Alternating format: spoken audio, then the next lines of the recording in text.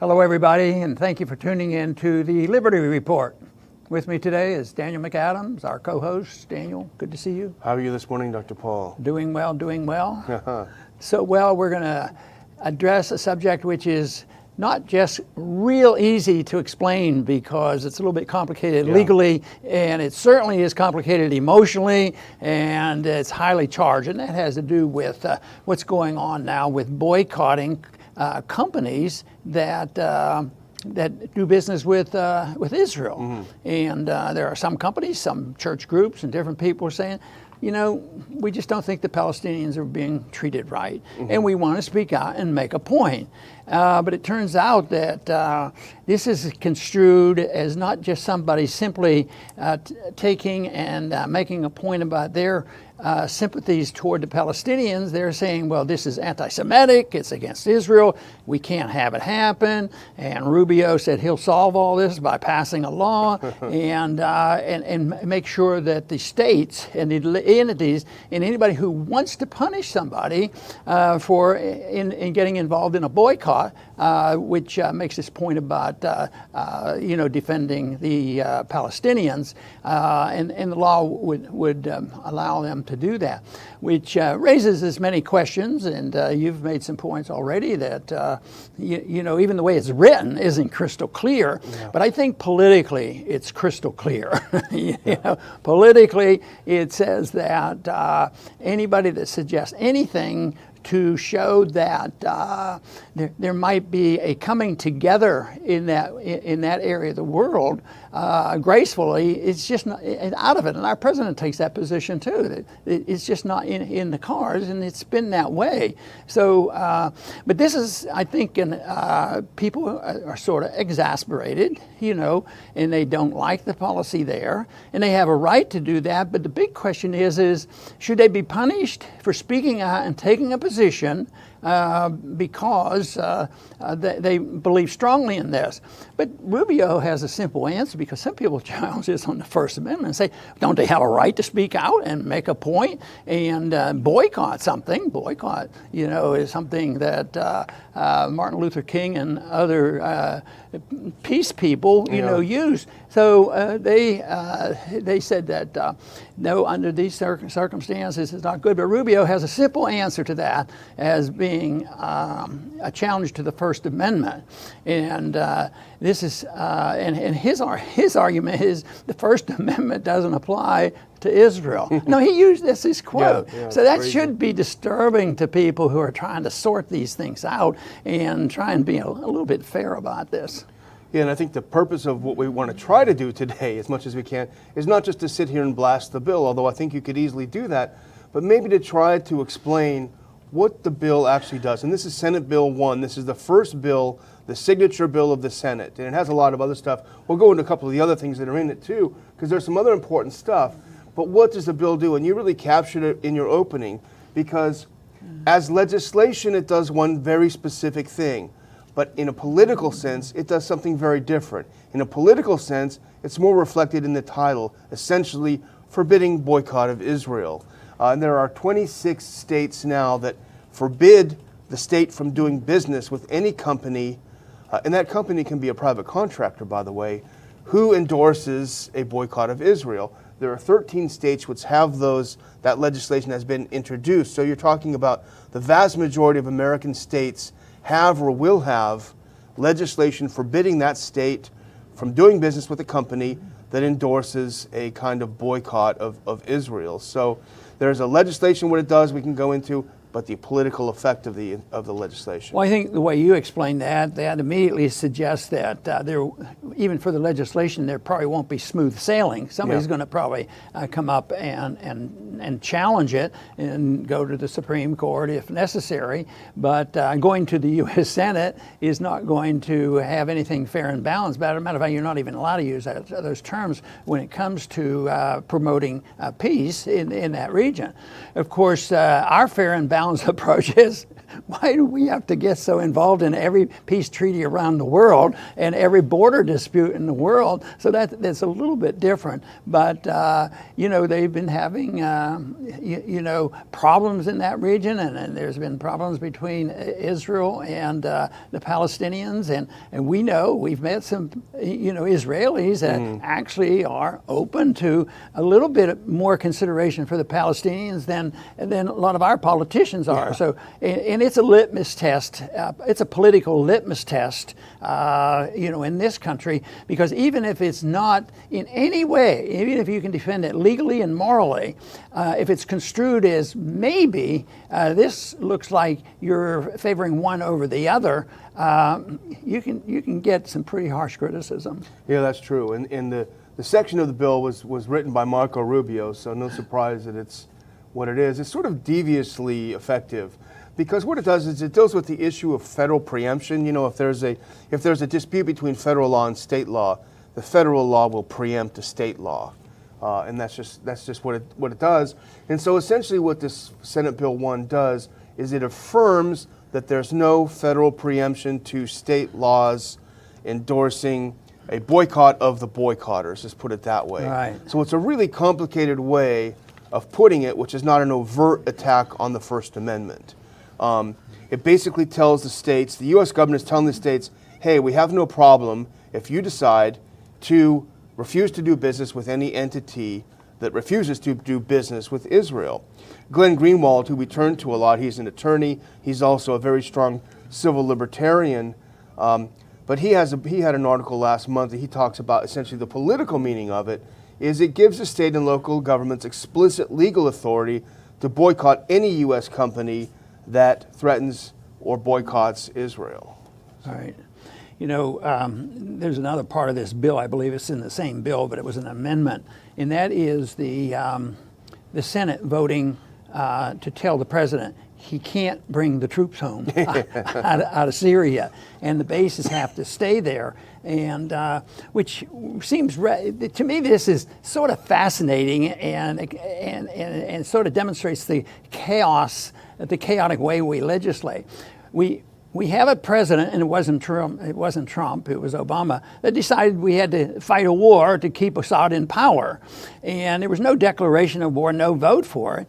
But now that we're there, and indirectly this affects Israel as well, all of a sudden, leaving is something that they don't want to do. So even though there was no vote, the Congress just stuck their responsibility and just, the president wants to do this, we'll go along with it.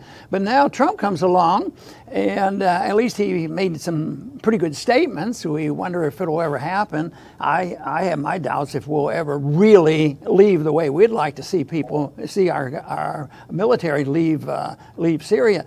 But they voted, and it was 68 to 23 or something, and it overwhelmingly very bipartisan. Yeah. And they were in the midst of all this crisis of not getting along when it comes to supporting a war, defying the president's constitutional right to move troops around.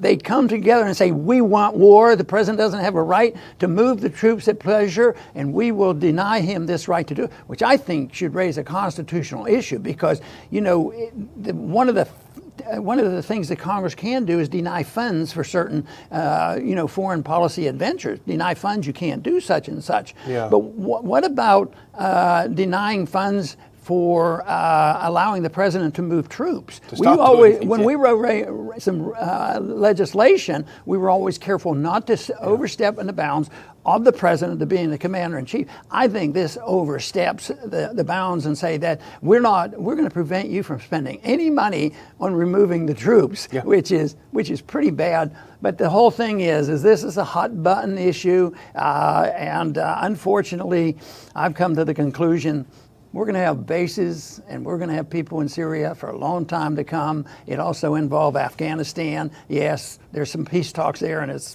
supposed to be going well. We're going to be there for a long time, and there's no way we're going to be deserting that huge base, military base that we have in Iraq. So, and we're there for a lot of different reasons, but a lot of political reasons, and this is the reason why that is not going to go away. That problem is not going to go away. And I remember the arguments we'd have with legislative council when we were drafting legislation, saying, no, this part you're going too far into the president's prerogative. And you spent your career fighting for the separation of powers, fighting for the executive branch not to overrun the legislative branch. And here we have the opposite, really. It's an abuse of power of the legislative branch over Congress. There's a senator from Kentucky who had a pretty good floor speech. A lot of people talked about it. But he still made a point that I think was so great, and he made it, the timing was really good. He said, okay, you're telling us we can't leave too fast because that's dangerous. But you're also saying we can't leave too slow because that's going to show the enemy what our intentions are. What you really mean is we can't leave at all. Well, I think the Senate leader used the word, they didn't want to be precipitous. Precipitous, yeah. and Rand was pointing out, it seems like 17 years is not precipitous. Well, that's a mess. Back to the boycott thing, which is really the kind of the marquee item from the bill, I think, essentially. The other thing that it talks about is how punishment can sweep up individuals. And there's a case right here in Texas. Bahia Anawi, she works with autistic children. She's a speech pathologist. And she was given by the state, she was forced to sign a pledge, a loyalty oath, essentially. You will not boycott Israel or support any other boycott of Israel. And she didn't want to do it. She didn't want to sign the loyalty oath, which has got some pretty dark parts in U.S. history, and so she was fired, and that's a pretty big deal. And in Kansas, there was a Mennonite teacher. Kansas has a law that allows them to boycott the boycotters. She was a Mennonite teacher. She followed her church voted not to do business with any Israeli entity that is active manufacturing in the occupied West Bank. To protest the way that they're being treated. So she went along with her church and went along with this, and she was fired from her job. In that case, however, though, a Kansas federal judge ruled this unconstitutional for this to happen. So it really is going to be an interesting thing to watch, to see what happens, to see if there are more challenges to the constitutionality of essentially what they're doing. Yeah, they're trying to avoid it, but I think this will end up really in the Supreme Court because it is so vital. This whole principle, as long as a boycott satisfies, the far left or something, a certain political group, then it's okay. But if it supports another group, then they're going to complain about it. But it's the principle of the thing on whether you can speak out and act out in a free society to object. And in one way, it falls closer to the provision in the Constitution about petition our government. We're supposed to be able to speak out and criticize and go to our government. And this is a little bit indirect because it's they're speaking out by taking a position which is contrary to the position of the federal government and saying yes, we will boycott. But I think if they're able to prevent this boycott, even though it's right now, is because it's over the Israel thing. I think it'll be used in other terms too. I mean, it's going to be used from all factions of the political spectrum, and it will be done by right, left, and middle. And then when it comes to the big issue of perpetuating war, it'll be bipartisan support. Let's do it, even if we didn't declare it. We're going to support the war, and we'll never let a president try to stop it. And that's the thing I think that's caught some people's attention because it is about one specific country, Israel, and that's it. In fact, you could even boycott the U.S. That's okay. I'm not going to do business with any U.S. entity, U.S. government entity. That's fine. But it's only the one. So you wonder, it's like, what if you wanted to boycott China because of the treatment of the Uyghurs? That's fine, no problem. What about France, the way the yellow shirts are getting beat up? No problem, you can do that as well. What about Venezuela? What if you don't like Maduro? You want to boycott Venezuela because you don't think he's legitimate? No problem. It's only this one issue. And, the precedent is, in history, recent history, if you remember, is the boycott of South Africa over apartheid.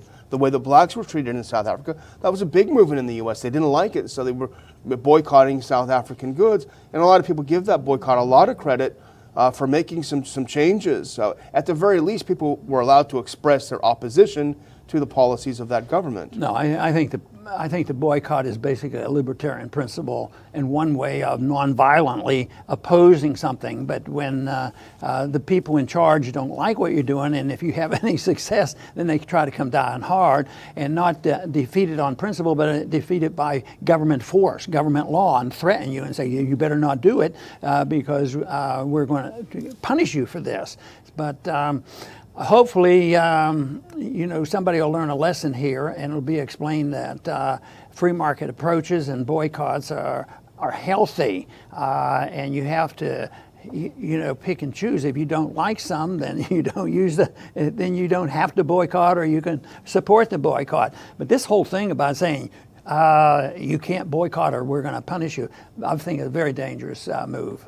Yeah, and if you are a supporter of the Israeli policies, the persuasion is good. You can convince people that no, what they're doing is right, but the use of force is the problem here. And I would just close by saying, this is the beginning, this is the difficulty of this, is the slippery slope. Now this will open the door to a lot more boycotts of boycotters.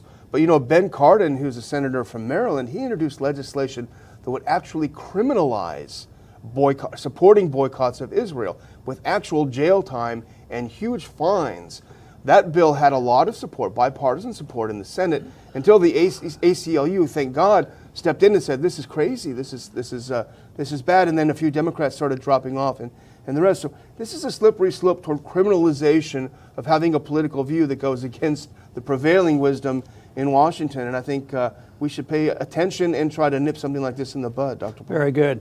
I think this whole issue is probably more symbolism than anything else. The people who do boycott, I don't think Israel's yelling and screaming because you're going to bring us to our knees, it's going to hurt us economically and all these things. I don't think that is the issue. I think it's symbolic, and it has to do with, the effort to bring about peace between Israel and the Palestinians. And it's a lot of emotion packed behind this, and even to the point where people act out without thinking it through, and they're willing to give up a bit of freedom here in order to support a political position here. So it's unfortunate, but I think so many of the problems that we've had throughout the world and continue to have is start a long time before they come about and everybody knows what they are. And that is the fact that we're involved in so many places dictating the rules and trying to make sure everybody does it as exactly that we please. But that's what empires do, and that works for a while, and all empires end, and I think there's a lot of cracks in our empire right now, and people don't want to admit it, but they will have to, because we're not going to all of a sudden get some Scotch tape and patch up the holes in our empire.